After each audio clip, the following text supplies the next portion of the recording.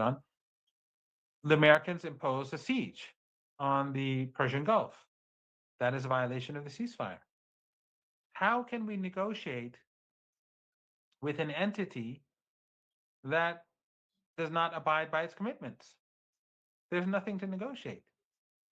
You only negotiate if you know that the other side will be carrying out commitments. You have an agreement and you agree to do certain things, and the other side agrees to do certain things too. So if the Americans are already violating their commitments, then further negotiations are meaningless. So they're stealing ships, they're imposing a blockade on civilians, on civilian goods. Okay, you can do that, but we're not going to negotiate because you're violating. We cannot. So let's say we have another. Let's say Iran goes to Islamabad. The Americans will say to themselves, "Look, we didn't abide by our commitments last time, so we'll make commitments again, but we won't carry them out." It's useless. That's why Iran is not planning to go under these circumstances. It's just not going to happen. And Trump can pretend that Iran gave all sorts of concessions. He may. I personally think, and I said this a few days ago.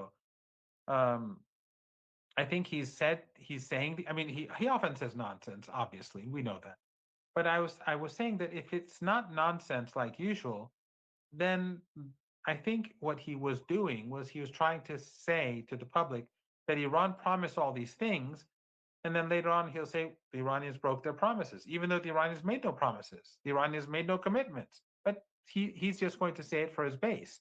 His base is not exactly full of highly intelligent people.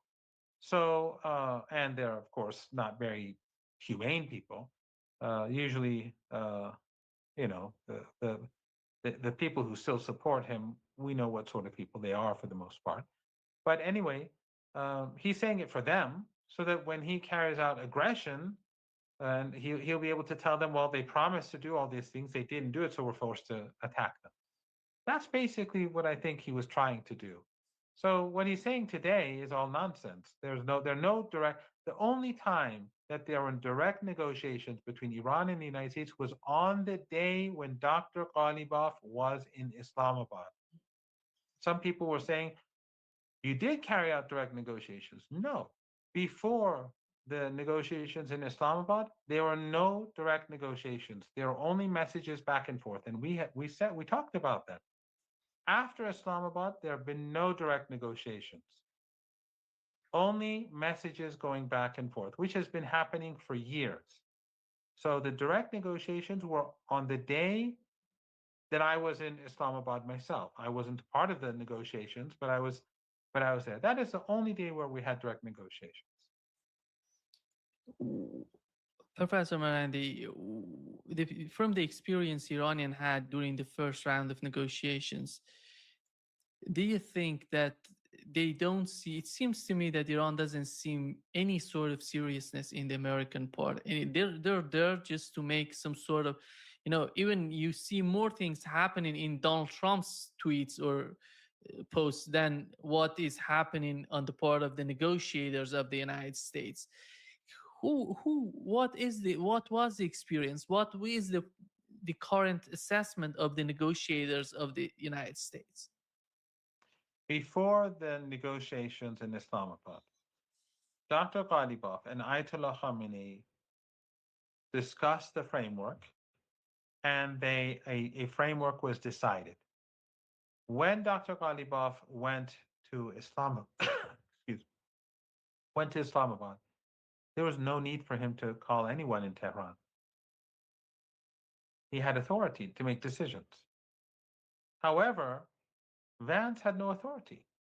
Vance was, first of all, he was surrounded by Zionist assets, Israeli assets, uh, because there were three of them: Witkoff and Vance and Kushner. There were three on the Iranian side: Dr. Ghalibaf, the Iranian foreign minister, and the deputy for the Supreme National Security Council, meaning Araqchi and Bagheri. So um, Vance was constantly making phone calls. And one of the people who he called, as we all know, was Netanyahu. And Netanyahu later said that Vance reported to him, which is revealing that Vance would have to report to Netanyahu. And Netanyahu said, Vance, like other senior American officials, who, I get reports from them every day. So apparently he's the president of the United States, Netanyahu. But Vance had no authority. It was clear. And that's why near the end of the day, the Americans became uncooperative. And then they, even though the plan was to continue the negotiations the next morning, they walked away. So, what sort of negotiations can be carried out when one side has no authority? It is only that side is only there to say that we're there to negotiate. So obviously, there's a different agenda. If they're not serious about negotiating, then the plan was something else all along. Either the Americans wanted to rearm themselves and regroup. I mean, that's basically it.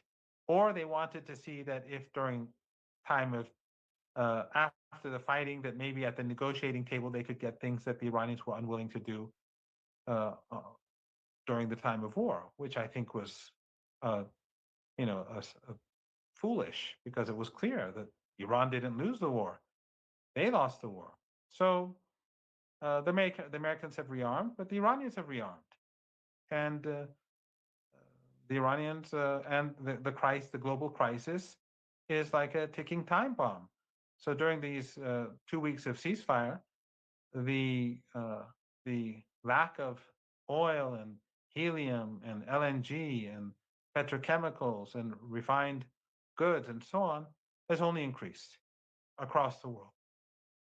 Trump is only making things worse for himself, for the United States, for the world, and all for the sake of Netanyahu and Zionism. UAE is running out of cash. They have reported that they're asking Donald Trump, the United States, to help them, and they're talking about getting closer to China and using yuan. Even they're talking about what is the benefit of the US base in their country. These are, when we talk about UAE, it's not even, Qatar, it's UAE, close, so much close to Israel, almost Israeli proxy in the region. But what does that mean for the, because we know how the economy is putting a lot of pressure on Donald Trump, but he's trying to ignore that. He's trying to say, I'm not under any sort of pressure. What is that for the region? What is the consequences of that for the region? Well, I don't think under current circumstances, if things go as they seem to be going, I don't think we will have the UAE regime in power for much longer. But one of the losses for the United States, the energy crisis and the helium crisis and the fertilizer crisis and all that aside, the many billions of dollars that would go each month to the bond market, that's finished. The many billions of dollars that would go to the US stock market, that's finished. The many billions of dollars that would go to purchase useless US weapons, which we saw none of these regimes were able to use. They just buy them as so that the princes can get kickbacks and so that US senators and people in power in the United States can get their kickbacks and commissions. Um, that's coming to an end. They don't have money. And now the UAE is basically they're stuck because they can't take money out of the United States. They have huge amounts of money in the stock and bond market. They're never going to see that money again. I don't think so. But I don't think they're going to be around much longer as things stand. They said so. They're already in crisis. But this time round, the war, if the war is going to be like what Trump says, it's going to be far worse for the UAE than what it's already experienced. It will be fatal for the regime. That's why, again, I'm saying that people who reside in these countries right now, they should leave for Oman. They should leave if they can by plane. They tonight, or as before the ceasefire ends, they should leave for Iraq, maybe Jordan, maybe Yemen if they're kind enough to accept them despite the ongoing conflict with Saudi Arabia. But very very serious situation, Nima. We are prepared for war. We are prepared to be killed, but we're not going to uh, we're not going to bow to the empire. We prefer dying standing up. We prefer dying standing than living on our knees. It's not going to happen. And remember, all of this is because we are against ethno supremacism. They will do anything. They will destroy the world economy. They will try to destroy the Iranian civilization to preserve the West, to preserve ethno supremacism. It says a lot about the West. It says everything about the West, actually. And remember, again, I advise people to go back and watch my interview with Piers Morgan yesterday.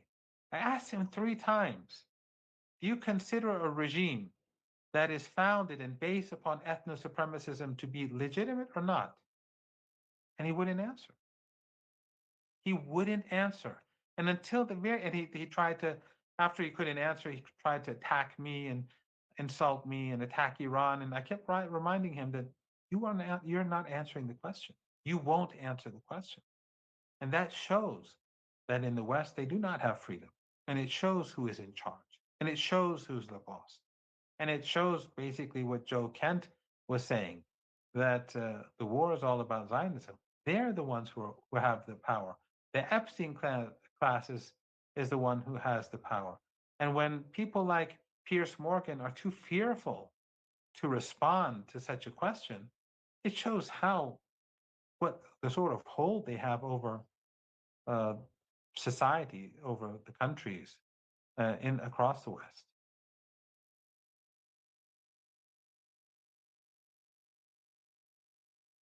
Professor Marandi, since day one, we had Iraqi resistance fighting together with Iranians, and we know that Donald Trump is doing a lot to put pressure on their economy. And they're talking about, the flow of U.S. dollars to their That's central right. bank, and they want. Iraqi dollars. The Americans want to steal because the Americans are controlling Iraqi finances for such a day, and they want to strangle Iraq to make it obey the United States. This is not going to work. This is going to have the opposite effect. It is going to create outrage, and it is going to make the resistance in Iraq say enough is enough. And so Iraq, Yemen, Iran, elsewhere, the Americans are too foolish to recognize what they're doing to themselves. They think that through hurting people and murdering people and strangling people and killing kids, that they can, they think this is the 19th century. They've gone back to to crude colonialism and crude imperialism of the past, not the sophisticated sort of imperialism that we've seen in the late 20th century. They've gone back, but this is not the same world. The axis of resistance is a very different, entity than anything they've come across in the past. The axis of resistance is resilient, and it will defeat the United States. If it wants war, it will be defeated. We don't want war. We don't like seeing death and destruction. We do not like seeing misery. We do not like seeing the world, Americans and the Israelis, to bomb our kids, to bomb our hospitals, to bomb our schools, to bomb our universities, to bomb our highways, to bomb our bridges. No, we don't want that. But if that's what they insist on doing, being the barbarians that they are, we will hit back as hard as we can. And we will make sure that they're defeated. Does it mean that the calculation on the part of Iran is that the United States is incapable of negotiations, is incapable of making agreements instead of deals? That's why the battlefield would decide about the future of the region? So it seems, so it seems, the United States waged a war against Iran, two wars against Iran, and it has the audacity to impose a siege on Iranian ports and pretend that it is humane, and its journalists and its political class pretend that they're the civilized ones, and their leader calls for the extermination of the Iranian people, and they pretend that they're the democracies. And then the likes of Piers Morgan and all the others, they demonize Iran as day and night in order to prepare the grounds for aggression, but they're too cowardly to say whether ethno supremacism is legitimate or not. This is what we're dealing with. This is the West, and it is the enemy of its own people. The Epstein class, the ruling class, they are the enemies of their own people. Their own people are just as much victims as we are. And when the global economic crisis hits, and when we have depression, assuming that things go the way Trump is threatening, then the people are going to be hit across, uh, uh, across the world. Will include. Yeah, yeah. It seems that we've lost Professor Marandi. He's going to be back. And I'm going to continue with him with the case of, because not only Iraq is important right now, Lebanon is important. One of the basics before the first round of negotiations was the situation in Lebanon. And right now we know that Israelis have defined a yellow line in southern part of Lebanon. So the question would be, I think, for many of us, how would Iran react to that? Because the Trump administration is trying to say that the case of Lebanon is different from what's going on between the United States and Iran. But in the mind of Iranians, yeah, you're back, Professor Marandi. And Yeah, I changed my connection. And I don't know how it's going to be in the coming days, because if they start striking electrical power plants and these sort of things, in future, it may be more difficult for us to have these conversations. I don't know. I'll have to ask if there are places where I can go to do interviews like last time round. But since it will be, the nature of the strikes will be to target all Iranians and to destroy Iranian civilization, it may be more difficult for me to communicate in future. But in any case, I changed my connection. All I wanted to say, though, was that